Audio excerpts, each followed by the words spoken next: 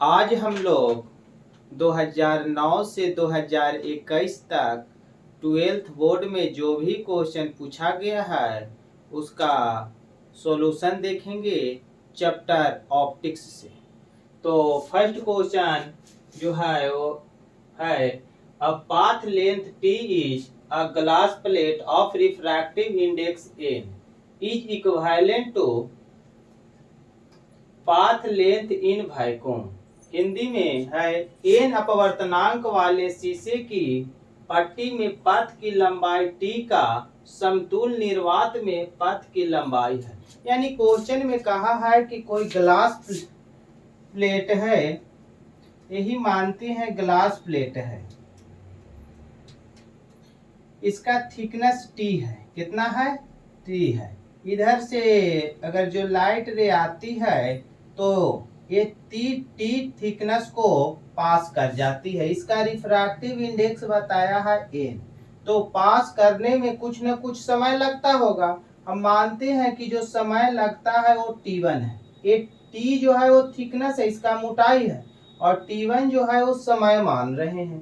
तो ध्यान दीजिएगा, अब आगे क्या कह रहा है कि अगर जो ग्लास स्लैब नहीं रहता, वैक्यूम रहता, क्या रहता? वैक्यूम रहता। मानते हैं उतना ही समय में, T1 समय में ही अगर जो वैक्यूम रहता तो कुछ x डिस्टेंस चलता। यहाँ तो t डिस्टेंस चल रहा है, यहाँ कितना डिस्टेंस चलता?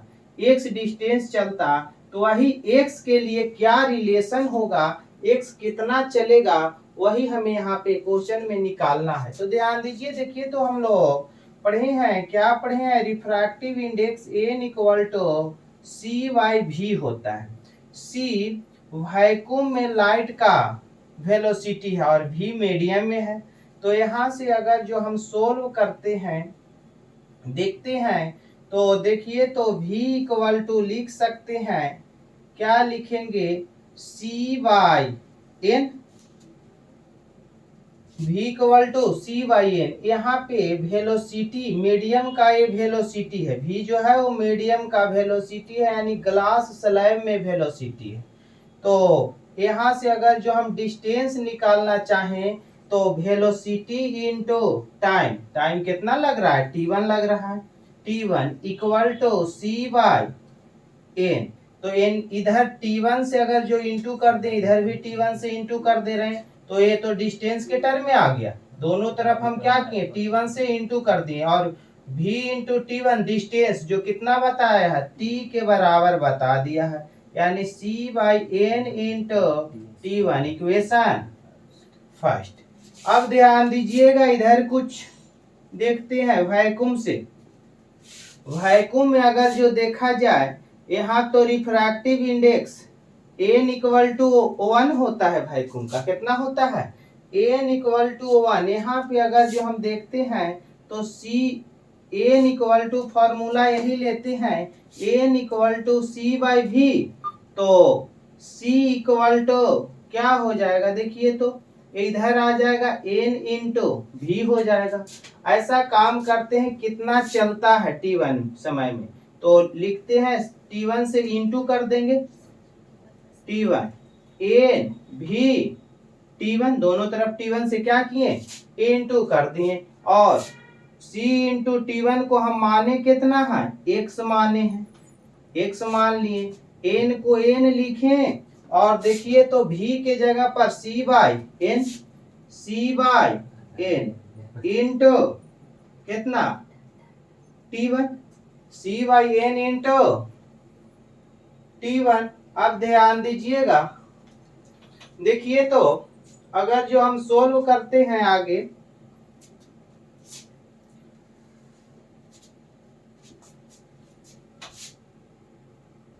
ध्यान दीजिए यहाँ पे देखिए तो हम लोग के क्या आया।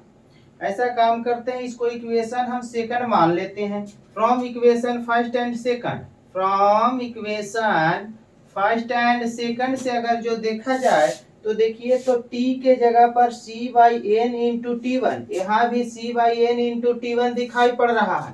तो x इक्वल टू क्या आ गया? n को n छोड़ दिए और इतना के जगह पर t लिख दिए। तो एक्स का कुछ एक्स के साथ रिलेशन हमें आ गया, जो एक्स ही हमें निकालना था। क्वेश्चन में एक्स ही पूछ रहा था, कितना आ गया n इंटू टी। तो ऑप्शन नंबर बी सही है। ये जो क्वेश्चन है 2011 में पूछा गया है, 2011 में पूछा गया है। अगला क्वेश्चन देखते हैं। सेकंड नंबर हम लोग का क्वेश्चन है, कहता है the radius of curvature of plane mirror is. समतल दर्पण का वक्रता त्रिज्या होता है। तो समतल दर्पण का वक्रता त्रिज्या जो होता है वो इन्फिनिटिव होता है। कैसे? तो ध्यान दीजिएगा, हम लोग पढ़े हैं कि अगर जो वक्रता त्रिज्या कैसे कहते किसको है, वो रेडियस को। यही अगर जो स्फीयर रहता तो ये वक्रता त्रिज्या रेडियस होता। सतह जो है वो समतल हो गया है।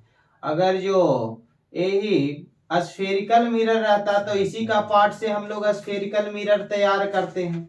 तो चाहे कॉनकेव रहता है या कॉन्वेक्स, देखिए हम कॉन्वेक्स मिरर बना दिए हैं। तो ये तो वक्रता त्रिज्या हो गया। लेकिन यही अगर जो बढ़ाते जाते एक ऐसा कंडीशन आता कि इन्फिनिटी पर जाकर के प्लेन हो जाता। देख रहे हैं ना, कर्व कमते जा रहा है। इन्फिनिटी पर जाकर के कर्व कैसा दिखाई पड़े लगेगा, प्लेन। तो इसलिए हम लोग मानते हैं कि समतल दर्पण का जो वक्रता त्रिज्या होता है वो कितना होता है, इन्फिनिटी होता है। तो ए ऑप्शन सही है। ये क्वेश्चन जो है 2011 में पूछा गया है। अगला क्वेश्चन है SI unit of power of lens is. Lens का क्षमता का एसआई मात्रक। तो हम लोग पढ़े हैं पावर के लिए O1/F होता है। अगर जो एसआई यूनिट देखा जाए, एसआई यूनिट तो देखिए तो फोकल लेंथ है। एफ क्या है, फोकल लेंथ, यानी एक प्रकार का लेंथ। तो 1/मीटर, यानी इसको पर मीटर बोलेंगे। क्या बोलेंगे, पर मीटर। और इसी को पर मीटर को डायोप्टर के नाम से जानते हैं, कैपिटल डी के द्वारा लिखते हैं। किसके द्वारा लिखते हैं, कैपिटल डी के द्वारा। तो पर मीटर भी दे सकता था ऑप्शन में, हाँ ऑप्शन में जो है वो डायोप्टर है। तो ऑप्शन नंबर बी सही होगा। इस ये भी जो क्वेश्चन है वो 2011 में ही पूछा गया है।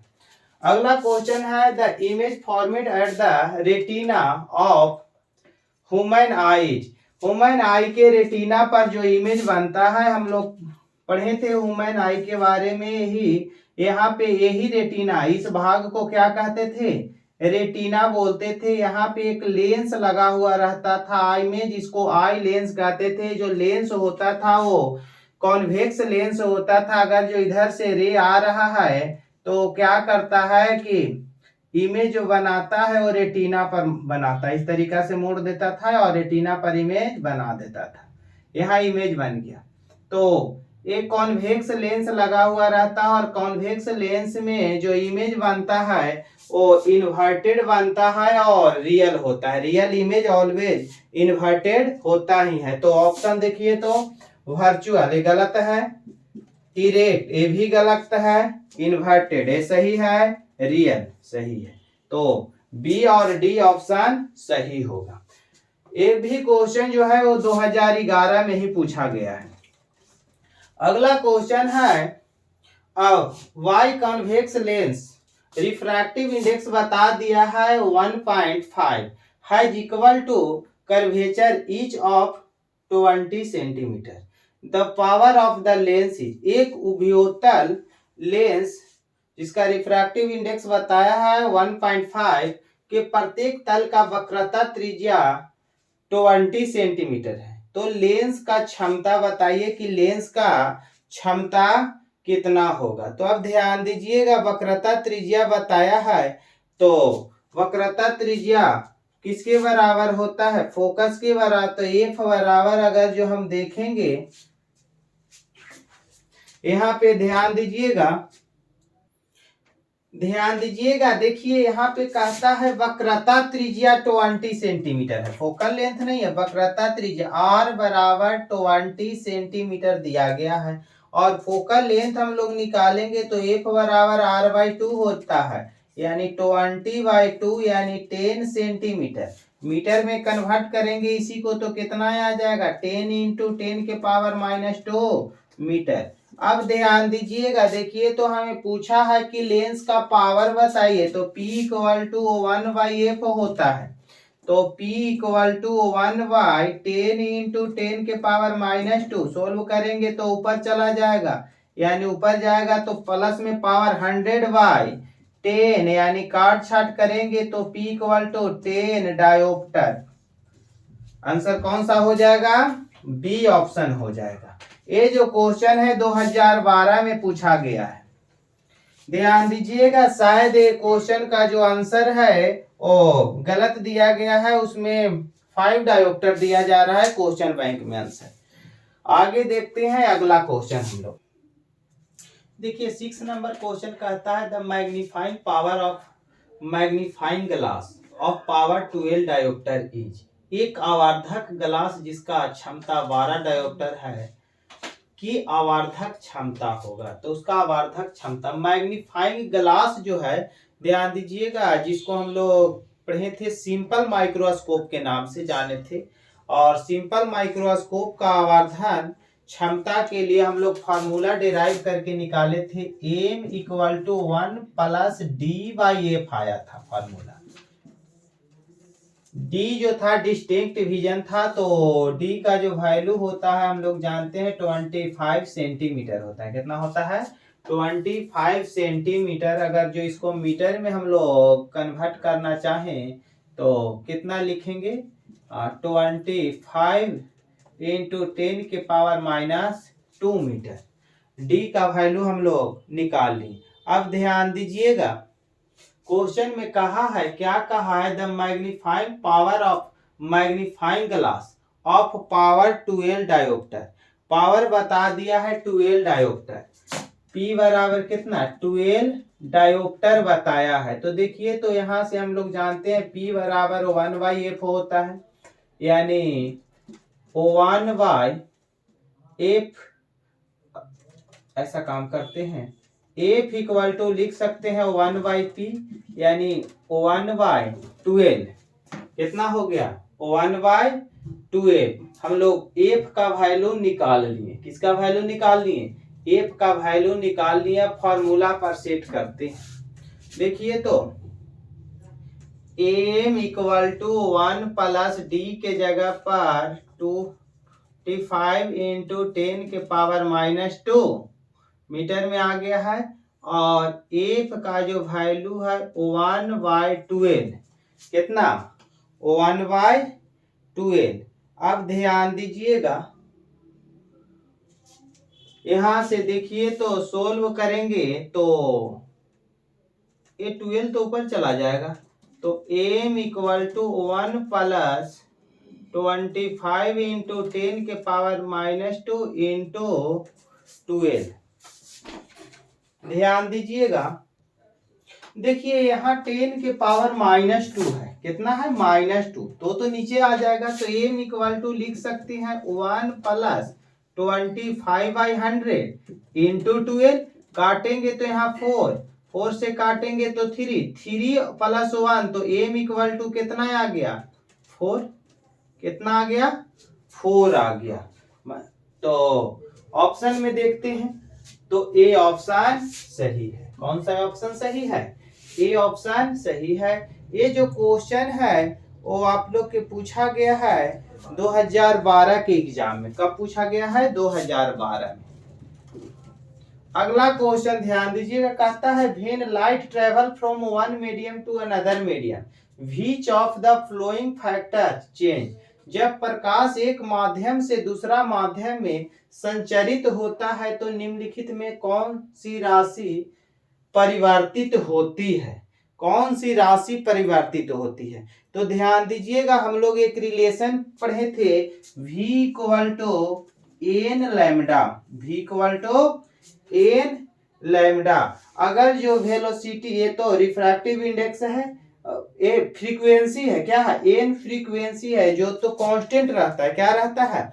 यहाँ एन जो दिखाया गया है रिफ्रैक्टिव इंडेक्स को नहीं, फ्रीक्वेंसी को दिखाया है, जो कांस्टेंट रहता है। अगर जो भी चेंज होगा तो लैम्डा चेंज हो जाएगा, भी चेंज होगा तो लैम्डा। और हम लोग पढ़े हैं कि एक मीडियम से दूसरा मीडियम में जाते हैं तो वेलोसिटी चेंज होता है। रेयर से अगर जो डेंसर में जाते हैं तो वेलोसिटी डिक्रीज करता है, और डेंसर से अगर जो रेयर में जाते हैं तो वेलोसिटी लाइट का क्या होता है, इंक्रीज होता है। तो ध्यान दीजिएगा, देखिए तो अगर जो वेलोसिटी तो चेंज होगा, और जैसे ही वेलोसिटी चेंज होगा वेवलेंथ क्या हो जाएगा, चेंज हो जाएगा। और फ्रीक्वेंसी के बारे में हम बोले, एन क्या था, फ्रीक्वेंसी था। ये क्या था,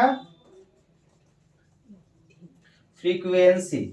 ऐसे एन से रिफ्रैक्टिव इंडेक्स को भी डिनोट करते हैं, लेकिन यहाँ एन जो है फ्रीक्वेंसी, और फ्रीक्वेंसी जो है यहाँ क्या रहता है, कांस्टेंट। तो ये चेंज नहीं होगा, और एम्पलीट्यूड भी चेंज हो जाता है। तो ऑप्शन ए, सी और डी सही है। ये जो है वो 2012 का एग्जाम में पूछा गया है।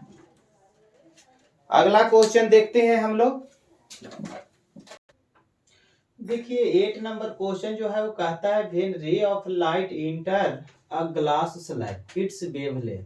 जब प्रकाश की एक किरण ग्लास स्लैब में प्रवेश करती है तो इसका तरंगदैर्घ्य क्या होगा। अब ध्यान दीजिएगा, ग्लास स्लैब में प्रवेश कर रही है, यानी पहले एयर में होगा या वैक्यूम में होगा। जैसे ही ग्लास स्लैब में यानी रेयर से डेंसर में जा रही है तो वहां पे हम लोग जानते हैं वेलोसिटी डिक्रीज करता है।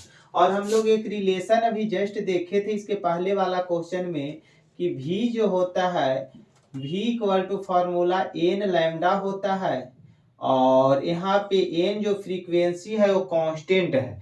तो v डायरेक्टली प्रोपोर्शनल लैम्डा, यानी v बढ़ेगा तो लैम्डा बढ़ेगा, और v घटेगा तो लैम्डा घटेगा। और हम लोग देख रहे हैं कि रेयर से डेंसर में जा रहा है, यानी वेलोसिटी घट रहा है, तो लैम्डा घटेगा, यानी ऑप्शन नंबर ए सही हो जाएगा। कौन सा ऑप्शन सही होगा, ए सही होगा। ये जो क्वेश्चन है 2013, 2015 और 2016 में पूछा गया है।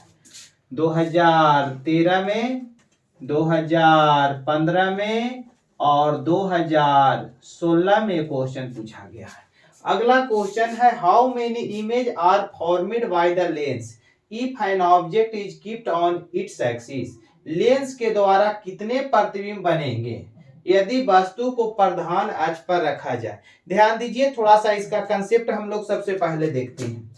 यही मानते हैं लेंस है, हम 3, 4, 5 बना रहे हैं, बहुत सा लेंस बना रहे हैं, सबसे दिखाते हैं। के लिए 4 हो गया। इसको ऐसा काम करते हैं, हम 2 पार्ट में ऐसे डिवाइड करते हैं, और इसको हम 2 से अधिक पार्ट में डिवाइड कर दे रहे हैं। इसको इस तरीका से हम डिवाइड करते हैं, और इसको इस तरीका से डिवाइड करते हैं। और सबका रिफ्रैक्टिव इंडेक्स देखिए, इसका n1 ले रहे हैं, इसका n2, इसका n1, इसका n2, इसका n3 और इसका n4। यहाँ पे n1, n2, n3, n4, यहाँ n1, n2, n3, n4, n5, n6, सबका पार्ट का अलग अलग रिफ्रैक्टिव इंडेक्स लेंगे। अब ध्यान दीजिएगा, अगर जो इस प्रकार से कितना बार भी काटा जाए, कितना बार भी अलग अलग रिफ्रैक्टिव इंडेक्स इस तरीका से कटे तो हमेशा एक ही इमेज बनावेगा। कितना इमेज बनावेगा, एक इमेज। तो देखिए यहाँ पे कितना इमेज बनेगा, एक इमेज। यहाँ पे भी इसी तरीका से सब बटा है, तो कितना इमेज बनेगा, एक ही इमेज बनेगा। लेकिन ऐसे जितना बार अलग अलग कटे उतना इमेज बनेगा। तो यहाँ कितना इमेज बनेगा, 4 इमेज बनेगा। यहाँ पे ऐसे वाला को तो हमें काउंट करना नहीं, ऐसे वाला को केवल काउंट करना है। तो 1 2 3, यहाँ कितना इमेज बनेगा, 3 इमेज बनेगा। एक और एग्जाम्पल लेते हैं। देखिए एक एग्जाम्पल में इस तरीका से लिया गया, n1 n2 n1 n2, 4 बार काट दिया गया है, लेकिन रिफ्रैक्टिव इंडेक्स रिपीट कर गया। क्या कर गया, रिपीट कर गया। तो यहाँ पे नंबर ऑफ इमेज जो होगा वो 2 होगा, क्योंकि n1 यहाँ भी है, n1 यहाँ, ये दोनों से एक ही बनेगा और ये दोनों से एक, यानी नंबर ऑफ इमेज कितना बनेगा, 2 बनेगा। विश्वास करते हैं समझ में आ गया होगा। तो यहाँ पे देखते हैं नंबर ऑफ इमेज, ऐसे काटने से तो कोई फर्क पड़ेगा नहीं, तो एक ऊपर वाला पार्ट से बन जाएगा और एक नीचे वाला पार्ट से बन जाएगा, यानी नंबर ऑफ इमेज कितना हो जाएगा, 2 हो जाएगा। ऑप्शन नंबर बी सही है। ये जो क्वेश्चन है 2013 में पूछा गया है, 2013 में पूछा गया है। अगला क्वेश्चन देखते हैं हम लोग। देखिए 10 नंबर जो क्वेश्चन है वो कहता है the final image in astronomical telescope is, खगोलीय दूरदर्शी के अंतिम प्रतिबिंब होता है। ये जो क्वेश्चन है 2015 और 2016 में पूछा गया है, 2015 और 2016 में पूछा गया है। यहाँ पे कंफ्यूजन थोड़ा सा बढ़ता है। क्यों कंफ्यूजन बढ़ता है, हम लोग पढ़े हैं कि रियल इमेज जो होता है ऑलवेज इन्वर्टेड होता है और वर्चुअल इमेज जो होता है ऑलवेज इरेक्ट होता है। लेकिन जिस समय बताए थे, फिगर बना करके बता रहे थे, वहां हम लोग क्या देखे थे, फाइनल फिगर जो बना था इसमें वो इमेज जो आया था वो वर्चुअल आया था। कैसा आया था, वर्चुअल, और इन्वर्टेड हो गया था। कैसा हो गया था, इन्वर्टेड। ऐसे जनरली हम लोग जानते हैं कि वर्चुअल इमेज जो होता है इरेक्ट होता है, लेकिन यहाँ पे जो फाइनल इमेज जो तैयार होता है वर्चुअल होता है और इन्वर्टेड होता है, यानी सी ऑप्शन सही होगा।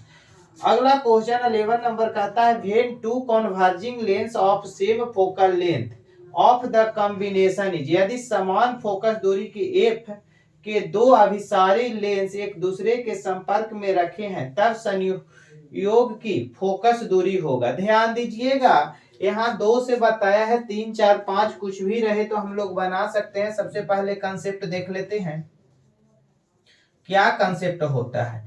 ये फोकल लेंथ अगर जो मानते हैं यही लेंस है, बहुत सा लेंस रह सकता है और ज्यादा भी रह सकता है, F1 F2 F3 F4। तो इसके लिए फॉर्मूला जो होता है 1/f equal to 1/f1 plus 1/f2 plus 1/f3 plus 1/f4 होता है। अगर जो पावर यहाँ से देखना चाहें तो लिखेंगे 1/f को P बोलते हैं, तो यहाँ P1 plus P2 plus P3 plus P4, और आगे रहता तो और आगे भी हम लोग बढ़ जाते। तो ये इक्विवेलेंट के लिए तो हम लोग जान गए, लेकिन ऐसा अगर जो रहे कि 2 लेंस दिया हुआ है, एक का F1 फोकल लेंथ है और दूसरा का F2 है, लेकिन दोनों के बीच का दूरी कुछ d बताया है। कितना बताया है, d बताया है। और इस कंडीशन में अगर जो इक्विवेलेंट पूछता है तो यहाँ पे इक्विवेलेंट निकालने के लिए 1/f equal to 1/f1 plus 1/f2 minus d/f1 into f2 formula हो जाता है। क्या हो जाता है, 1/f1 plus 1/f2 minus d/f1 into f2 होता है। अगर जो पावर यहां से निकालना रहे तो P1 प्लस P2 माइनस, इसको देखिए तो P1 और P2 का into P1 into P2 into D, ये इक्विवेलेंट पावर के लिए फॉर्मूला हो गया। अब ध्यान दीजिएगा, जब कॉन्वेक्स लेंस रहेगा, कॉन्वेक्स यानी उत्तल लेंस रहेगा, तो फोकल लेंथ जो हम लोग लेंगे वो प्लस में लेंगे, और कॉनकेव का अगर जो बीच में मिला दिया तो उसका फोकल लेंथ हम लोग माइनस में लेकर के काम करेंगे। अगर जो F2 अगर जो यहाँ पे कॉनकेव रहता तो यहाँ माइनस कर देते। तो ये समझते हैं कि आप लोग के क्लियर है। अब एक क्वेश्चन पर आते हैं, यदि समान फोकस दूरी एफ के 2 अभिसारी लेंस है, 2 अभिसारी लेंस है, दोनों का फोकस दूरी समान है, तो देखिए तो फॉर्मूला पर एफ इक्वल टू 1/, इक्विवेलेंट मान लेते हैं, plus 1/f, solve LCM F ऊपर 2, तो एफ इक्विवेलेंट इक्वल टू कितना, f/2, कितना आ गया, f/2। ऑप्शन नंबर सी, कौन सा ऑप्शन, सी। ये जो क्वेश्चन है 2015 में पूछा गया है, 2015 के एग्जाम में पूछा गया है।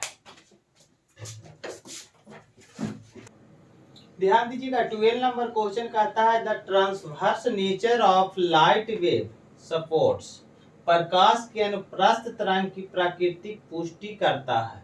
तो ऑप्शन दिया है इंटरफेरेंस, रिफ्लेक्शन, पोलराइजेशन और डिस्पर्सन। ये जो क्वेश्चन है 2015 में पूछा गया है, 2015 में पूछा गया है। तो कौन अनुप्रस्थ तरंग के प्रकृति को पुष्टि करता है? ऐसा काम करते हैं, बारी बारी से सबके बारे में हम लोग जानने का प्रयास करते हैं। इंटरफेरेंस ऑफ लाइट क्या होता है? तो देखिए, तो अगर जो दो लाइट है, वेव नेचर के अनुसार हम दिखा रहे हैं, इस तरीका से वो ट्रेवल कर रहा है। अगला भी जो लाइट है इसी तरीका से ट्रेवल कर रहा है। लेकिन देखिए यहाँ पे क्या हम लोग देख रहे हैं कि नाम हम दे रहे हैं इसका फर्स्ट, इसको सेकंड। दो लाइट इस तरीका से ट्रेवल कर रहा है, तो एक का देख रहे हैं कि श्रिंक जो है और दूसरा का गर्त, एक का श्रिंक दूसरा के गर्त का सामने है। अगर जो दोनों सेम है तो आगे चल कर के मिलेगा, दोनों जैसे ही जुटेगा तो ये क्या हो जाएगा? जीरो हो जाएगा। क्या हो जाएगा? जीरो हो जाएगा। लेकिन अगर जो पहला का श्रिंक और दूसरा का गर्त सामने सामने रहता, इस तरीका से रहता कुछ,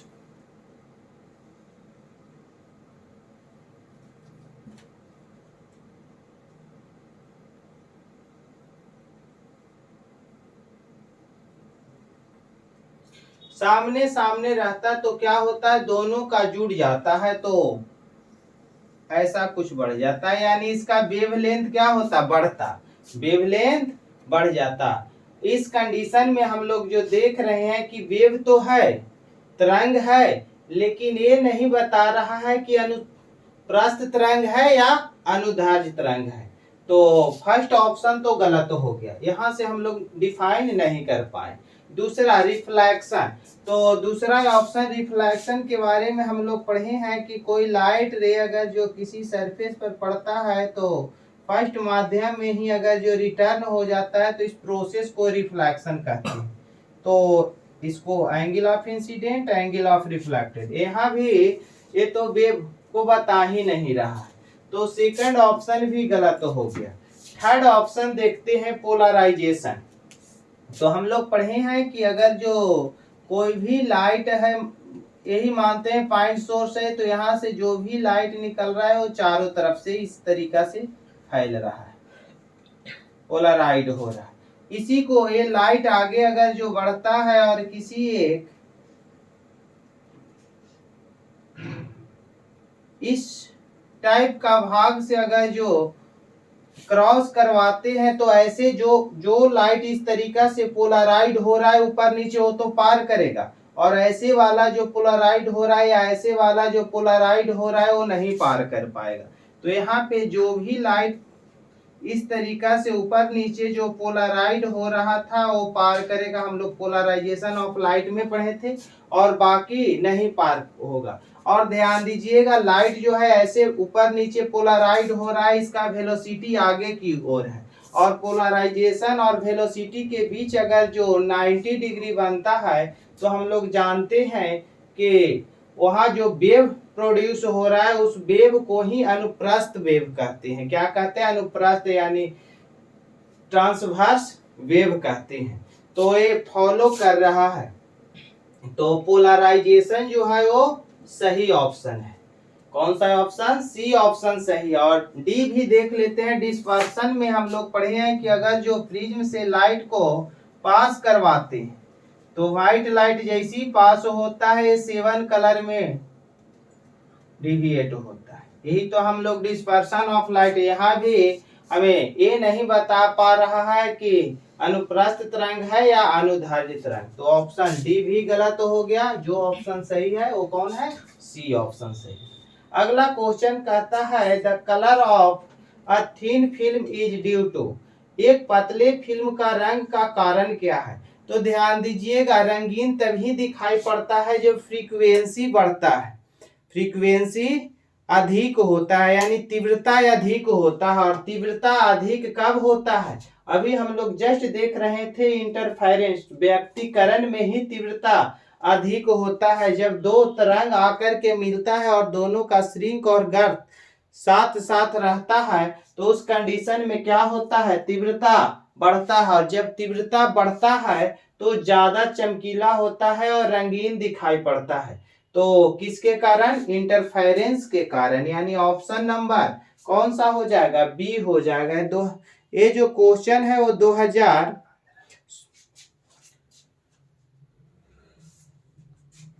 क्वेश्चन जो है 2015 में पूछा गया है, 2015 में पूछा गया है। देखते हैं अगला क्वेश्चन।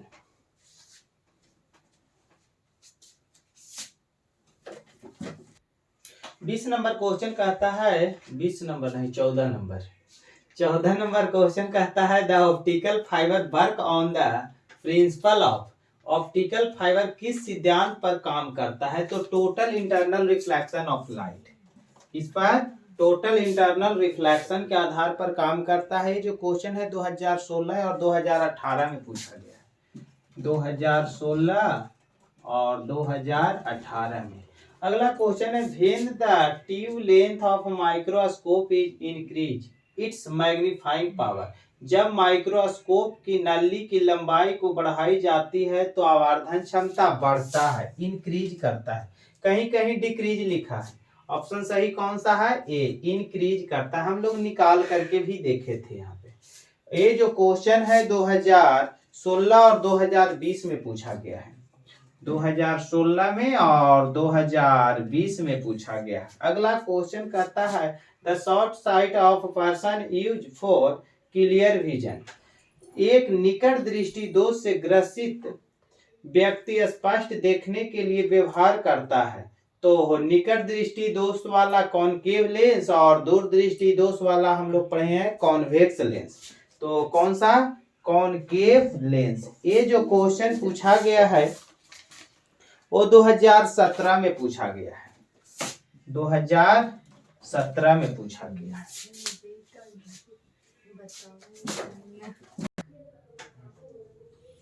17 नंबर क्वेश्चन कहता है the critical angle of light passing from glass to air is minimum for. कांच से हवा में प्रवेश करते समय प्रकाश का क्रांतिक कोण सबसे कम होता है। और ऑप्शन में कलर दिया है रेड, ग्रीन, येलो और वायलेट। तो हम लोग प्रिज्म से पास करते हैं तो देखते हैं कि सबसे ऊपर जो कलर रहता है वो रेड रहता है, यानी वो सबसे कम मुड़ता है। और वायलेट जो है वो नीचे आता है, वो सबसे ज्यादा मुड़ता है। हम लोग सीरियली पढ़े थे red, orange, yellow, green, blue, Indigo और वायलेट। तो कहता है कि सबसे कम किसका क्रिटिकल एंगल होता है। तो सबसे कम जो क्रिटिकल एंगल होता है वो वायलेट कलर का होता है। किसका होता है, वायलेट कलर का होता है, यानी बैगनी रंग का। ये जो क्वेश्चन है 2017 में पूछा गया है।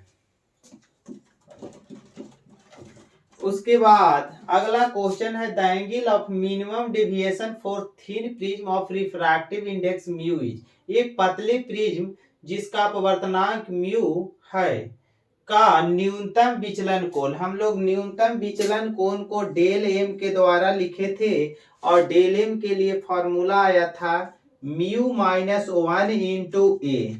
ये फॉर्मूला हम लोग डेराइव करके लाए थे जब प्रिज्म पढ़ रहे थे। तो ऑप्शन देखा जाए तो ऑप्शन नंबर बी सही है।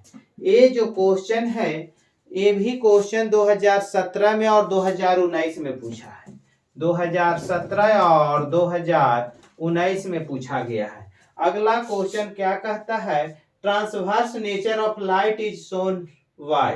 प्रकाश के अनुप्रस्थ तरंग की प्राकृतिक पुष्टि करती है। इसके पहले सेम क्वेश्चन यही बताया गया था। तो ऑप्शन नंबर कौन सा होगा, ध्रुवन यानी पोलराइजेशन।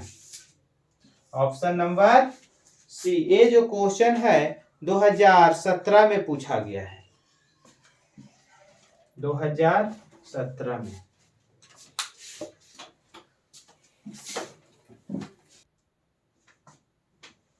ध्यान दीजिएगा 20 नंबर क्वेश्चन जो कहता है वो कहता है कि the focal length of lens और रिफ्रैक्टिव इंडेक्स लेंस का बताया है 1.5 in air is 20 centimetre. Focal length 20 centimetre बताया है। It's focal length in medium of refractive index 1.5 is. अगर जो लेंस को उसी में जितना रिफ्रैक्टिव इंडेक्स लेंस का था उतना ही रिफ्रैक्टिव इंडेक्स वाला मीडियम में रख दें तो उसका फोकल लेंथ क्या होगा। हिंदी में कहता है एक लेंस जिसका focal length mu equal to 1.5 नाभ्यंतर एक माध्यम है जिसका अपवर्तनांक 1.5 है तो हो जाता है उसका फोकल लेंथ क्या हो जाता है। तो ध्यान दीजिए, देखिए तो हम लोग पढ़े हैं 1/f equal to n minus 1 into 1/r1 minus 1/r2 lens maker formula. यहाँ पे n जो था refractive index of second medium with respect to first medium, यानी 1/f equal to n2/n1 minus 1 into 1/r1 minus 1/r2। तो देखिए तो n2 और n1 दोनों क्या बताया 1.5 ही है, तो 1/f equal to 1.5/1.5 minus 1 into 1/r1 minus 1/r2। तो ये 1 माइनस 1 यानी कितना हो जाएगा 0 इंटू 1/r1 माइनस 1/r2 यानी आ गया 1/f इक्वल टू 0 यानी f equal to infinitive. f कितना होगा इन्फिनिटिव होगा। Option number D. ये जो क्वेश्चन है वो क्वेश्चन 2017 में पूछा गया है। कब पूछा गया है 2017 में पूछा गया है। कभी कभी यहाँ पे एक क्वेश्चन और पूछता है, क्या पूछता है, अगर जो कोई लेंस है कभी कॉनकेव लेंस बोलेगा या कॉन्वेक्स लेंस, उसको किसी मीडियम में डाल दिया गया है तो कहता है कि बताइए कि अब वो कॉनकेव के तरह काम करेगा या कॉन्वेक्स के तरह काम करेगा। तो यहीं से हम लोग इसी आधार पर बनाते हैं वहां पे भी। तो वहां पे बस ये याद रखिएगा, कंसेप्ट क्या याद रखना है कि अगर जो पहले से जो लेंस था उसका रिफ्रैक्टिव इंडेक्स और जो जिस मीडियम में डाला गया उसका रिफ्रैक्टिव इंडेक्स हम लोग देखेंगे। अगर जो जिस मीडियम में डाला गया उसका रिफ्रैक्टिव इंडेक्स पहले वाला से ज्यादा रहे तो लेंस चेंज हो जाएगा। कनकेव रहेगा तो कन्वेक्स हो जाएगा और कॉन्वेक्स रहेगा तो कॉनकेव हो जाएगा, उस तरह से व्यवहार करेगा। लेकिन अगर जो पहले वाला से कम रहे, रिफ्रैक्टिव इंडेक्स पहले से कम रहे यानी लेंस का रिफ्रैक्टिव इंडेक्स जितना है उससे कम रहे मीडियम का रिफ्रैक्टिव इंडेक्स और उसमें डाला जाए तो कोई चेंज नहीं होगा। कॉनकेव रहेगा तो कॉनकेव ही रह जाएगा, कॉन्वेक्स रहेगा तो कॉन्वेक्स ही रह जाएगा। ध्यान में रखिएगा, उसके आधार पर ऐसे आगे क्वेश्चन मिलेगा तो आप लोग के बतावेंगे। देखिए अगला क्वेश्चन है the image formed bye objective lens of compound microscope is. एक संयुक्त सूक्ष्मदर्शी के अभिदृश्यक लेंस से बना प्रतिबिंब।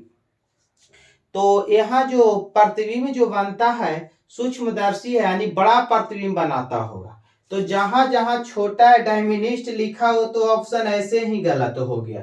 और कंपाउंड माइक्रोस्कोप के द्वारा बना जो इमेज होता है वो रियल होता है, रियल और लार्ज होगा। Option number C. ये जो क्वेश्चन है 2018 में पूछा गया है, 2018 में पूछा गया है।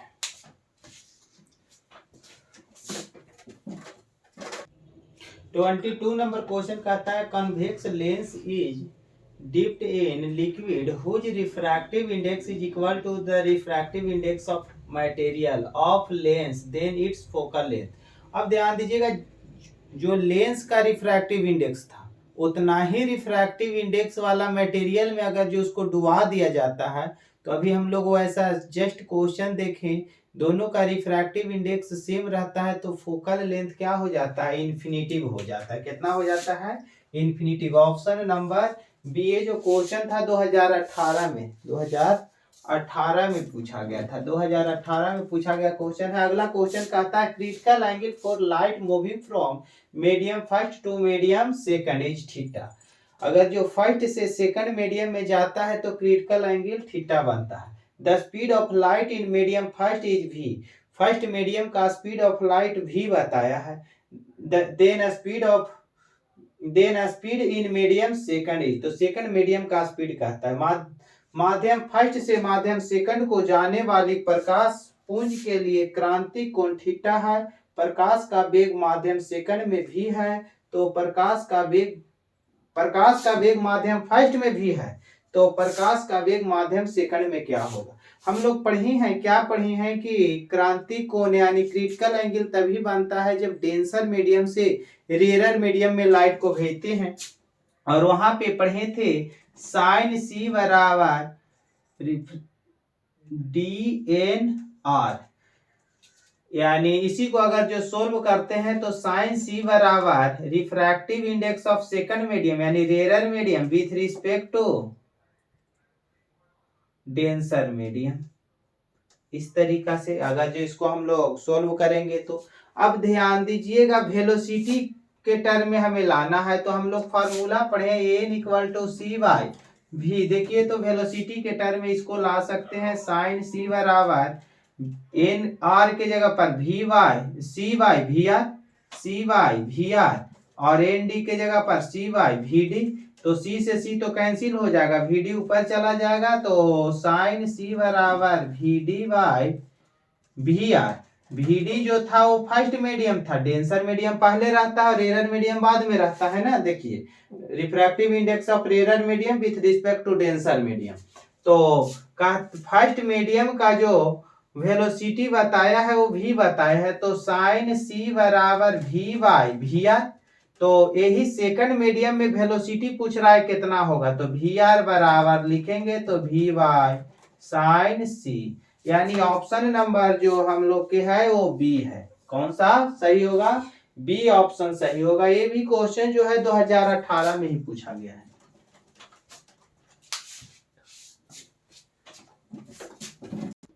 देखिए 2018 में एक क्वेश्चन पूछा है, उसमें कहा है magnifying glass is to be use at the fixed object distance of 1 inch if it is to produce an erect image 5 times magnified, its focal length should be। एक सूक्ष्मदर्शी को 1 इंच की दूरी पर अवस्थित वस्तु के लिए उपयोग किया जाता है। यदि m बराबर 5 करनी है तो प्रयुक्त लेंस की फोकस दूरी होनी चाहिए, यानी वस्तु का जो इमेज बनाना है 5 टाइम्स मैग्नीफाइड बनाना है। तो देखिए तो m बराबर बता दिया है 5, यही मानते हैं मैग्नीफाइंग ग्लास है। ऑब्जेक्ट को जो रखा है यानी भी जो बताया है और डिस्टेंस बताया यहाँ से यहाँ का 1 इंच, कितना बताया है 1 इंच, और यही फोकस हमें मालूम करना है फोकल लेंथ कितना होगा, यानी v बराबर देखिए तो इसी डायरेक्शन u बराबर ऑब्जेक्ट डिस्टेंस को u से लिखते हैं ना, u बराबर -1 इंच है।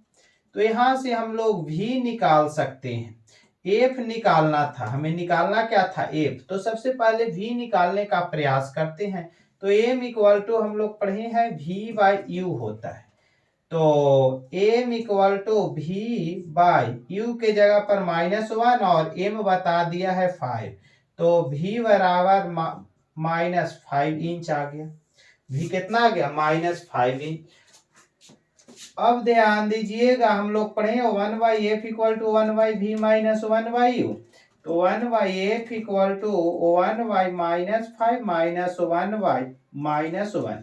तो देखिए तो सोल्व करेंगे तो 1/f equal to -1/5 minus minus plus, ये तो 1 हो जाएगा, तो 1/f इक्वल टू -1, एलसीएम लेंगे 5, तो यहाँ +5/5, तो 1/f इक्वल टू 4/5, तो f इक्वल टू 5/4 यानी 1.25 इंच। कितना आ गया 1.25 इंच। ऑप्शन नंबर सी सही है। 25 नंबर जो क्वेश्चन है वो क्वेश्चन 2018 में पूछा गया है। 2018 नहीं 2018 और 2021 में। 2018 में और 2021 में पूछा गया है। इसमें कहता क्या है, to remove hypermetropia lens uses, दूरदृष्टि दोष को दूर करने के लिए प्रयुक्त लेंस। तो हम लोग ये जानते हैं कि दूरदृष्टि को दूर करने के लिए उत्तल लेंस का उपयोग करते हैं और निकट दृष्टि दोष को दूर करने के लिए अवतल लेंस। तो ये ऑप्शन हो जाएगा। अगला क्वेश्चन है, वो कहता है which of the flowing phenomenon taken place when a monochromatic light in incident of the prism. किसी प्रिज्म पर एक वर्णी प्रकाश के आपतित होने पर निम्न में से कौन सी घटना होती है। एक वर्णी प्रकाश आपतित होता है तो कौन सा, तो प्रिज्म पर जैसे ही प्रकाश पड़ता है, ऐसे हम लोग देखे थे व्हाइट लाइट को अगर जो भेजते थे तो वहां पे जो होता था 7 कलर में डिविएट हो जाता था, जिसको तो ये हम बोल सकते हैं कि डिस्पर्शन हो रहा है। और कुछ मुड़ता था यानी उसका डिविएशन भी हो रहा है। और जब डिस्पर्शन डिविएशन भी हो रहा है तो वहां पे इंटरफेरेंस भी होता था। क्या होता था, इंटरफेरेंस। तो ए भी ऑप्शन सही है, बी भी सही है, सी भी सही है, यानी डी ऑप्शन हो जाएगा ऑल ऑफ द एबव। ये जो क्वेश्चन है 2018 में पूछा गया है, 2018। अगला question, the resolving power of human I in minute is. ध्यान दीजिएगा, सबसे पहले हम लोग जानने का प्रयास करते हैं कि रिजॉल्विंग पावर क्या होता है। तो देखिए, दो ऑब्जेक्ट है, एक का नाम ए दे रहे हैं और दूसरा का नाम बी, दो स्थान पर रखा हुआ है और ह्यूमन आई यहाँ पे है, यहाँ पे ही आई है, यहाँ से अगर जो देखता है और दोनों ऑब्जेक्ट उसको दिखाई पड़ता है, एक नहीं दोनों ऑब्जेक्ट अगर जो उसको दिखाई पड़ता है तो यहाँ पे कुछ एंगल बन रहा है। इस एंगल को ही रिजॉल्विंग पावर के नाम से जानते हैं। जहां तक दोनों दिखाई पड़ रहा है, ये थीटा एंगल बन रहा है। ध्यान दीजिए, अगर जो इससे ज्यादा हम बढ़ा दें तो दिखाई, ये डिस्टेंस दोनों के बीच का बढ़ा दें तो दिखाई नहीं पड़ेगा। और ये एंगल जो होता है वो 1 मिनट के बराबर होता है। किसके बराबर होता है, 1 मिनट के बराबर। तो रिजॉल्विंग पावर अगर जो देखा जाए तो 1 मिनट के बराबर है, 1 मिनट के बराबर है। तो हमें क्वेश्चन यहाँ कहता है कि मानव नेत्र का भेदन क्षमता मिनट में होगा। तो देखिए 1 मिनट और ये 1 मिनट जो होता है 1 डिग्री के बराबर होता है। अगर जो थीटा के अनुसार देखें तो 1 डिग्री यहाँ पे भी लिख सकते थे। क्या लिखेंगे, 1 डिग्री। और हम लोग जानते हैं 1 मिनट इक्वल टू 1 डिग्री होता है। कितना होता है, 1 मिनट इक्वल टू 1 डिग्री होता है। तो आंसर कौन सा हो जाएगा, बी हो जाएगा। ये जो क्वेश्चन है 2018 में पूछा गया है, 2018 2019 में कब पूछा गया है, 2019 में पूछा गया है। 28 नंबर क्वेश्चन कहता है which one of the flowing है द मैक्सिमम रिफ्रैक्टिव इंडेक्स। निम्नलिखित में किसका अपवर्तनांक सबसे अधिक है। ये जो क्वेश्चन है 2019 में पूछा गया है, 2019 में। तो देखिए, तो ग्लास का हम लोग जानते हैं, ग्लास का अपवर्तनांक 1.5 होता है, वाटर का 1.33 होता है और आयरन का भी जो होता है वो ग्लास के लगभग बराबर ही होता है, 1.5। और हीरा का जो होता है, डायमंड का 2.42 होता है। तो सबसे अधिक किसका है, डायमंड का। आंसर डी हो जाएगा। अगला क्वेश्चन कहता है equivalent focal length of the two lens in contact having power -15 dioptre and +5 dioptre wheel. ये तो हम लोग इक्विवेलेंट पावर निकालने के लिए हम लोग फॉर्मूला पढ़े थे, पी इक्विवेलेंट बराबर P1 प्लस P2। तो ध्यान दीजिएगा, इक्विवेलेंट पावर देखा जाए तो -15 + 5 यानी -10 डायोप्टर। तो फोकल लेंथ यहाँ पूछ रहा है, तो पावर के लिए हम लोग फॉर्मूला जानते हैं 1/f, तो f इक्वल टू 1/p, तो f इक्वल टू 1/-10। तो a तो जो हमें मिला वो किस में मिला, मीटर में मिला। ऐसा काम करते हैं, जो ऑप्शन है सेंटीमीटर में है, तो सेंटीमीटर में कन्वर्ट करने के लिए 100 से इंटू करना पड़ेगा। तो f इक्वल टू कितना हो गया, काटेंगे तो -10 सेंटीमीटर, कितना आ गया, -10 सेंटीमीटर। तो ऑप्शन नंबर बी सही है। ये जो क्वेश्चन है वो 2019 में पूछा है। कब पूछा है, 2019 में।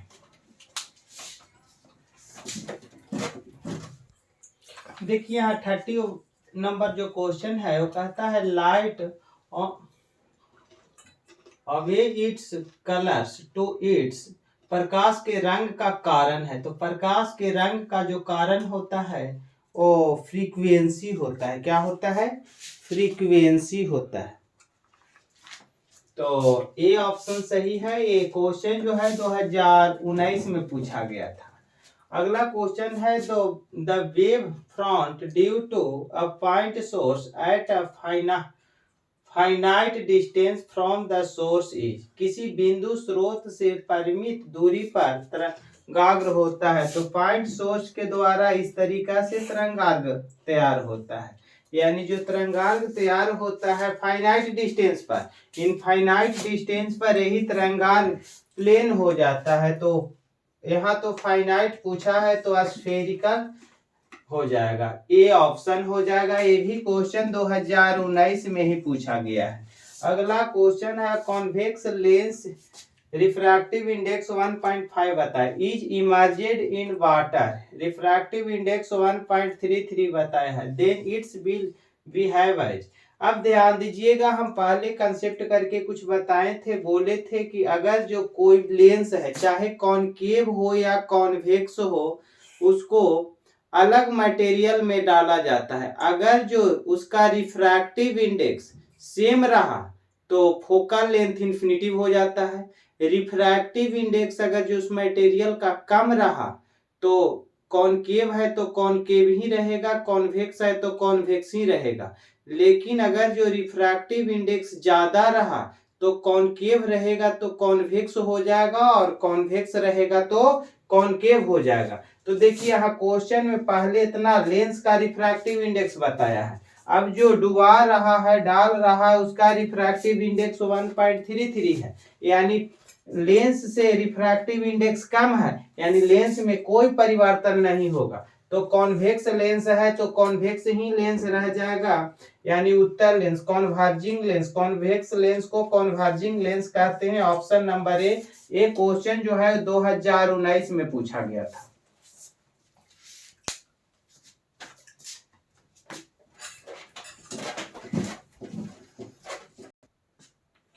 तैतीस नंबर जो क्वेश्चन है कहता है, the magnifying power of N astronomical telescope for normal adjustment is, समान संयोजन के लिए खगोलीय दूरदर्शक की आवर्धन क्षमता होती है। ये जो क्वेश्चन है 2019 और 2021 में पूछा गया है। 2019 और 2021 में पूछा गया है।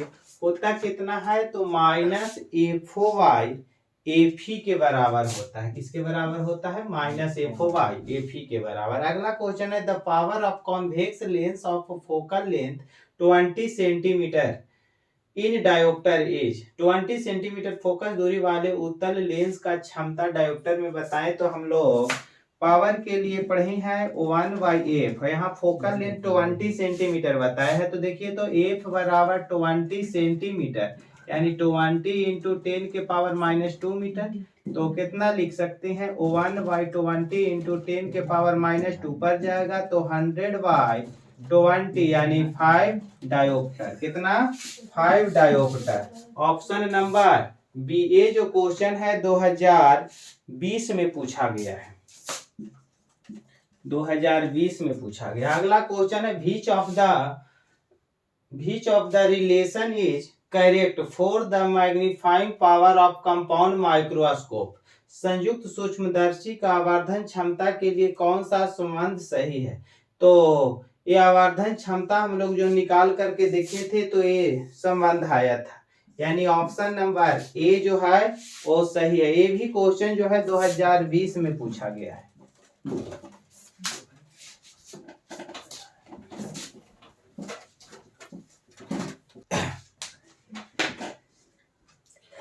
36 नंबर क्वेश्चन कहता है the velocity of light is maximum in, प्रकाश का वेग सब महत्तम होता है, सबसे अधिक कहाँ पे होता है। तो हम लोग पढ़े हैं कि जहाँ पे रिफ्रैक्टिव इंडेक्स ज्यादा होता है वहां पे वेग कम होता है, रिफ्रैक्टिव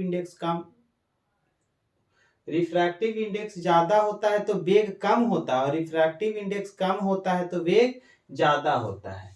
और ये तो देख रहे हैं ग्लास और वाटर का एयर से ज्यादा है, लेकिन एयर से भी रिफ्रैक्टिव इंडेक्स कम होता है वैक्यूम का। तो सबसे ज्यादा वेग जो होगा वो प्रकाश का वैक्यूम में होगा, यानी डी ऑप्शन सही है। ये क्वेश्चन 2020 में पूछा गया था।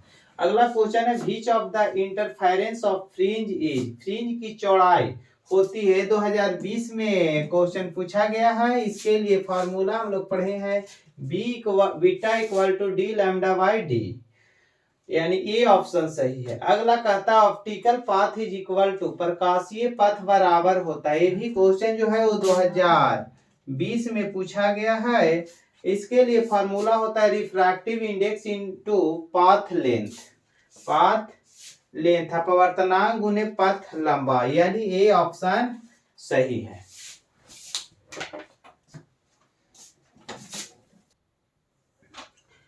39 नंबर क्वेश्चन है, कहता है the image formed bye simple microscope. तो सिंपल माइक्रोस्कोप में जो लगा हुआ रहता है वो कॉन्वेक्स लेंस रहता है। यहाँ पे जो इमेज तैयार करते हैं हम लोग वो वर्चुअल करते हैं, और वर्चुअल इमेज जो होता है वो हमेशा इरेक्ट होता है, यानी कौन सा ऑप्शन सही होगा, ए ऑप्शन सही होगा।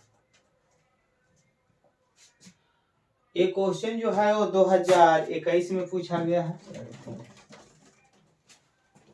अगला question which of the following is correct for the refractive index of the mean colour, यानी येलो कलर का रिफ्रैक्टिव इंडेक्स। तो हम लोग रेड कलर का refractive index plus violet colour का रिफ्रैक्टिव इंडेक्स को ऐड करके और 2 से डिवाइड देते हैं। मैक्सिमम रिफ्रैक्टिव इंडेक्स और मिनिमम रिफ्रैक्टिव इंडेक्स को ऐड करके 2 से डिवाइड दे देते हैं, यानी कौन सा ये ऑप्शन सही है। ये भी क्वेश्चन जो है 2021 में ही पूछा गया है।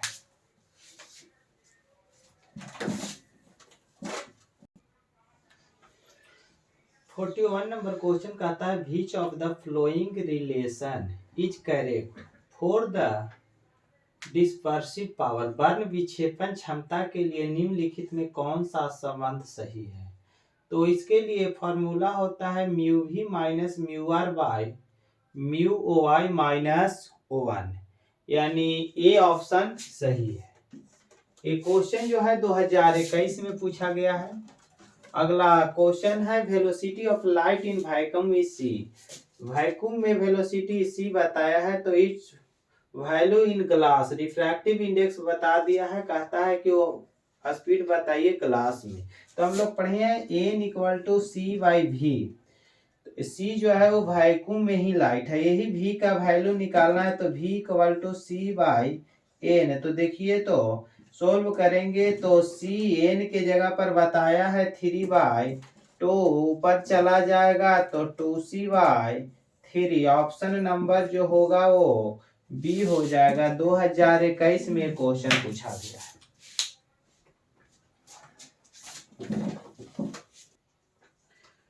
43 नंबर क्वेश्चन कहता है focal length of eye lens of healthy man about, एक स्वस्थ व्यक्ति की आंख की लेंस का फोकस दूरी जो होता है वो 25 सेंटीमीटर होता है। क्वेश्चन 2021 में पूछा गया था। अगला क्वेश्चन 44 कहता है interference of light is the redistribution of which of the flowing physical quantity, निम्नलिखित में से किस भौतिक राशि का पूर्ण वितरण प्रकाश का व्यक्तिकरण होता है। तो ये जो क्वेश्चन है 44 नंबर, ये भी 2021 में ही पूछा गया है। तो फिर से एक बार क्वेश्चन देखते हैं। निम्नलिखित में किस भौतिक राशि का पुनर्वितरण प्रकाश का व्यक्तीकरण होता है? तो तीव्रता, इंटेंसिटी 2021 में पूछा गया क्वेश्चन था। अगला क्वेश्चन है power of parallel side glass slab. अगर जो पैरेलल है उसका दोनों साइड पैरेलल है, प्लेन है, तो उसका पावर कितना होगा? 0 हो जाएगा, क्योंकि फोकल लेंथ इंफिनिटी और फोकल लेंथ इंफिनिटी। तो पावर के लिए हम लोग फार्मूला 1/f पढ़े हैं, तो P इक्वल टू 1/इंफिनिटी, तो P इक्वल टू कितना? 0। Option number B. ये भी क्वेश्चन 2021 में ही पूछा गया था। 46 नंबर क्वेश्चन कहता है angular dispersion is equal to, कोणीय वर्ण विक्षेपण बराबर होता है। कोणीय वर्ण विक्षेपण के लिए होता है formula mu we minus mu R into A. ये ऑप्शन सही है, ये 2021 में पूछा गया क्वेश्चन था। अगला क्वेश्चन है which of the following is correct for the astronomical telescope. खगोलीय दूरदर्शी के लिए निम्नलिखित में कौन सही है? तो खगोलीय दूरदर्शी एफओ जो होता है यानी ऑब्जेक्ट का फोकल लेंथ वो बड़ा होना चाहिए आई का फोकल लेंथ से, यानी बी ऑप्शन सही है। ये भी क्वेश्चन 2021 में पूछा गया है।